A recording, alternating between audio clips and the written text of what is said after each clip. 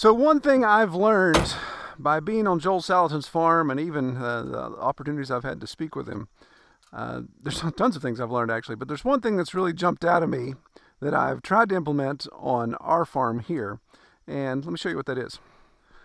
All right, so before y'all comment, we're going to point out, yes, I am wearing suspenders and a belt. All you fashionistas that like to comment about that and poke fun at me. This is a utilitarian homestead channel. If you want fashion advice, go watch Wrangler Star. One thing Joel Salatin likes to underscore is anytime you do road and infrastructure improvements, anywhere you put a culvert in, put some sort of water impoundment on the upstream side of that. If you've watched Friday's video where we brought our excavator in, we've set quite a few culverts, so I tried to do just that. Now, I don't have the beauty of having a real deep valley like the Shenandoah Valley where Joel Salatin is, so my impoundments above my culvert are much smaller. But here at the retreat area, I obviously could have made the impoundment much, much larger. I chose not to here because we're actually planning on making a much, much larger pond further up in the headwaters of my valley. But even right in this small area, using the excavator, I dredged out a lot of material, that's what I'm standing on here, to produce a catchment. There'll be a place where water will actually come in and pool and hopefully stand for a while. So as you can see, water will collect all the way back to the base of that small hickory, and it's not a huge impoundment. It's not like it's going to be something for fish, any type of habitat like that, but it obviously is a wetland. There will be small critters that'll take advantage of that, the turtles, the frogs, and what have you. For me, however, the key benefit, of course, is access to water for animals, for vegetation. You know, it's not a problem with a generator on the back of my side-by-side and just a small, simple trash pump. I can come in here and pump out water either into a catchment tank in the back of the side-by-side or just run hose to wherever I need to. So imagine places all over our 100 acres that have these small impoundments. I mean, we're not talking thousands of gallons laying here, but there's probably easy a couple hundred right now, and we're experiencing a bit of a dry time.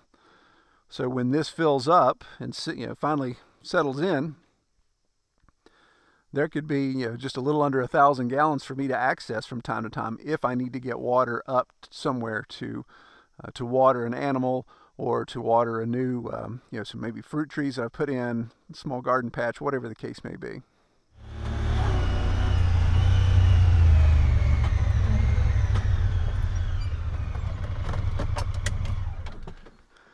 So in other places of the homestead, I don't have deep valleys at all. In fact, where I put a pipe here, this is what I call a pistol range road. I'm at the receiving end of the range. We shoot into this hillside. Boar pastures here to my right. I wanted to put a culvert in because this watershed, of course, would run across a road and eat it out a little bit. So just trying to do these improvements. But upstream, you can see, I'll show you here the issue I have. It's kind of tough to gauge elevation change on that camera, I know. But to give you an example, here is, I'm 6'2", so you can see how quickly this mountainside drains down, and I don't have the opportunity to go back into the hillside very much to dig out an impoundment. So what I did is simply just made about a 3-foot hole here where I'm standing. The culvert's here at my right. So that's not really going to hold a lot of water. I mean, you may get a couple hundred gallons at most in the best scenario. The boar pasture is right behind me, so if I needed to pull water to water them for some reason, if the main creek was dried up and this was still holding water, then okay, maybe. The elevation change here, this is a lot of red clay. It may hold water, it may not. Time will tell. For me, one of the more important reasons of doing something like this, of course, is a silt catchment. So you can see as water comes down this mountain, there's a lot of rocks exposed there, but even in heavy rains, we still get sediment that's pushed. So that sediment will come down. Hopefully it pools right here before the water goes through the culvert, and a majority of that sediment actually gets to settle into this hole. So it really becomes an erosion control. It doesn't end up filling up my main creek. It doesn't cause issues further downstream. So it's like these little protective measures, almost flood control dams, if you will, that will catch some of this swift-moving water, allow the deposits to settle out before the water goes on downstream.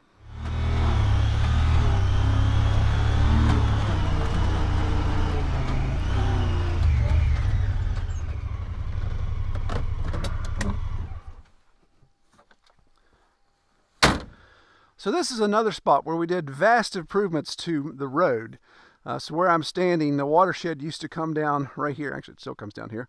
But it would cross, and this was very, very muddy. In fact, this is a spot, again, I know the camera's not showing elevation, but it gets pretty steep here. This is probably a 30% grade going right up to the camera. So the desire was to obviously get this raised in elevation, get it to dry out. Pulled a lot of the saplings back here so the road would dry out. There's actually a spring that comes out of the side of the hill right here where the back of the side-by-side is. And so we got it ditched so that drains into a ditch. But we placed one of our smooth wall culverts here to allow that watershed to still come down. Now it doesn't run, it only runs when it rains, but because all this clay, it would collect here and stay wet. But it'll be able to run down, go under the pipe, and of course on down to the main watershed.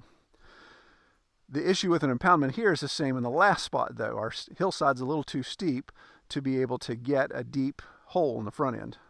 So you can see the watershed comes down here, and it actually would come down, you can kind of see this angle, it'd come down, used to come down and cross right here, and just kind of meander, kind of hang out where the side-by-side is. So it made this just big hole of mud that we'd always be driving through. You can even see how there's a bit of a silt bank right here. Over time, that silted in so much. Well, by putting the pipe in, we actually took the watershed down, had it turned 90 degrees. The pipe's actually right there underneath the tires of the side-by-side. Then comes out on that. So, small impoundment. Again, not necessarily going to hold a lot of water, but will do a sediment catch. It should catch a lot of that deposit. In fact, it even left a big chunk of mud here on purpose, a big block of clay, so it kind of makes a little cofferdam there so it doesn't just run directly into the pipe. Hold water, hold silt right here. You know, in permaculture principle, when it comes to water, the concept is the 3 S's. You know, slow it, spread it, sink it. So you get water to retain on your property longer.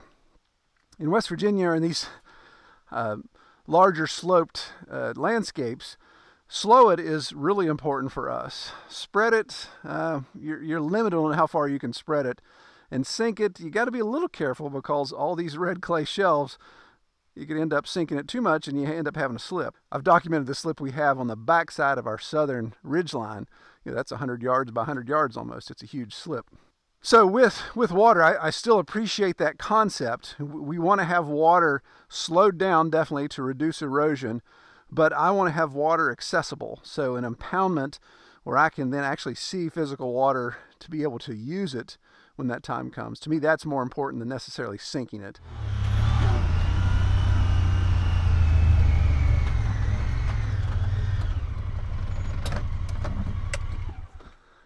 So this is the coup de grace, the coup de grace, if you will, of what we worked on with our excavator. Dad and I spent some time working this area, and this has been 2 years in the making a large impoundment here. So let me show you real quick. So we are at a spot that I call that's a bench just below the boat meadow. And why do I call it the boat meadow? Well, you see that clearing up there? That's where the big boat is. The speedboat that's been laying there for 20 years. Long story. 2 years ago, I brought in a dozer, and used to be that this area right here where my road crowns would just be a little flat area, and then it would break off hard into this watershed. There was a lot of material here that I moved with the dozer, expanded this way a bit, then of course put all of this fill here. So let me move over.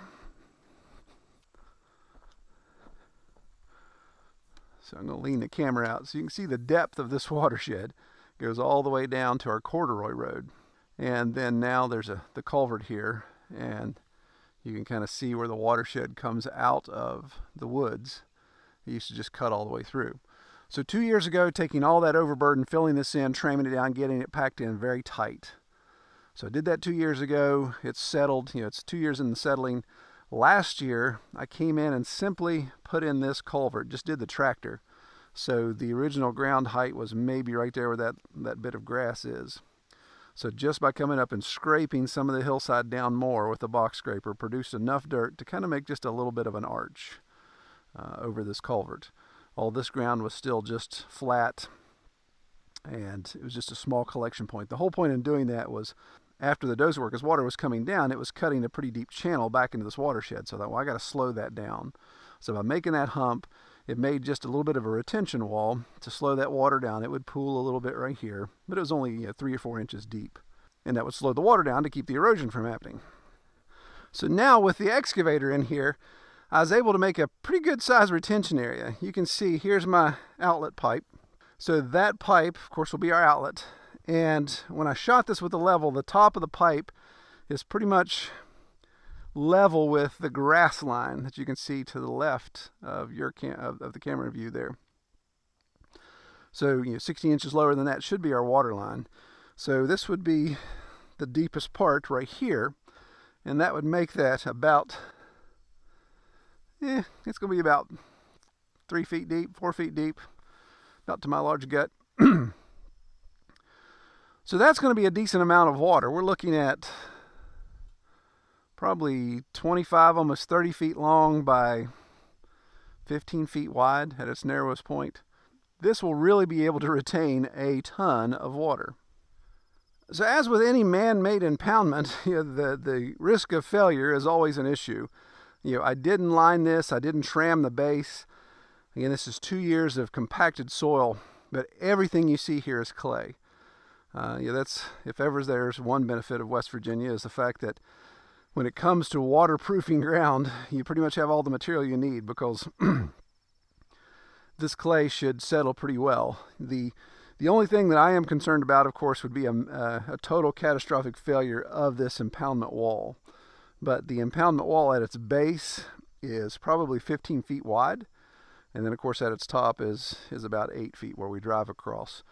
It is keywayed, and when I did build this area, when I trammed the dirt, I trammed all the dirt from the dozer in and actually cut down on both sides of the virgin soil, of the virgin ground. I cut in with the dozer to actually make a slot and came back and packed the dirt over top of it as we filled it, knowing that that was the plan, was to eventually try to have some sort of impoundment here. I'm by no means an expert pond builder, so I will keep documenting. We'll just see how this goes. This is going to be a very interesting experiment to see if this holds water. So the camera's sitting exactly in the watershed as it comes out of the tree line. So one thing I added for sacrificial purposes is this Foxhole. As the water comes down underneath the camera, there's actually a little channel that it cuts. It will collect into this large foxhole and do the exact same thing, hopefully, that the other impoundments behind the culverts, the smaller impoundments, will do. It will slow the water down, allow the sediment to settle before it spills over into my main pond. So hopefully it doesn't fill in the big pond, it fills in this small area, and I can come in and dredge this out by hand or backhoe, whatever the case may be, easy access just on the other side of this white oak. So be able to keep this clean and allow that to catch all the sediment instead of the big pond. So another thing I did is I purposely left all of this vegetation, and this is all stilt grass, I believe. Don't quote me on that, I believe it is. But whatever it is has a pretty good root base. So you can see as the water comes down right behind that white oak, I'm trying to look through the viewfinder and my finger and my eyes don't line up. Right behind this white oak, the watershed comes down, and then it slows down a bit. There's just a tiny little channel here. So leaving all this vegetation, even if we get a real gully washer or a frog choker, if you will, and all this water comes rushing down, that vegetation is going to be that first line of defense from keeping this portion to erode anymore. So purposely leaving as much vegetation in place as possible was the plan there. So probably the most exciting thing about this is its strategic location. So we are a 1 bench higher. Again, I showed over in the watershed down to the corduroy road. The boar pasture is just on the other side of these trees, down the hill across the creek. Over here to my right is the 2 main pastures that our gilts and sows hang out in, and the majority of our pigs hang out in. And of course there's even a pasture on the other side of the watershed straight across through here. All of those pastures terminate down below the water line here.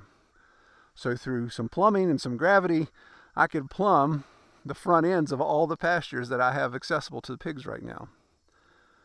So if we would happen to have a hard drought, that the main creek isn't running, it stops producing water, and if this impoundment's working, then I can have a lot of water in reserve to use to water the animals.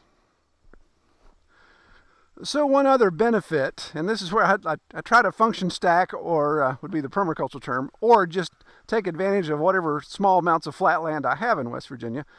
So where the side-by-side is, it forms a road. This is just a bench that used to just drop off here, but Dad and I, we took all that overburden from the impoundment and we just kept filling in here. If I can punch through the trees, then actually tie in, I have two other roads that meet right back through here, not even 50 yards away. So it'd be nice to have this as a throughway as well.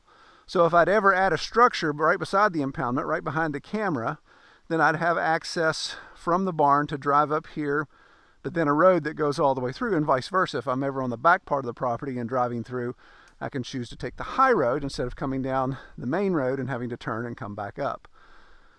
So trying to utilize as much as I can to provide access. Now that I have a road right here that I can easily get back with the tractor and with the equipment, there's some really nice trees here that I can thin out for silvopasture purposes. Plan on putting pigs in here, but those trees can then end up at the mill and be turned into some great wood products that we need. So trying to do multi-function, multi-purpose with the investment of bringing in that piece of equipment. I'm now going to switch to the footage. If you want to watch some of the footage that we did of actually putting these culverts in, the impoundment work and all that type of stuff, a little bit of extended information there. But I'll say goodbye. If you want to drop out, drop out. But if you want to see us tear up some stuff with the machines, then stick around to see that. All right, take care, everybody.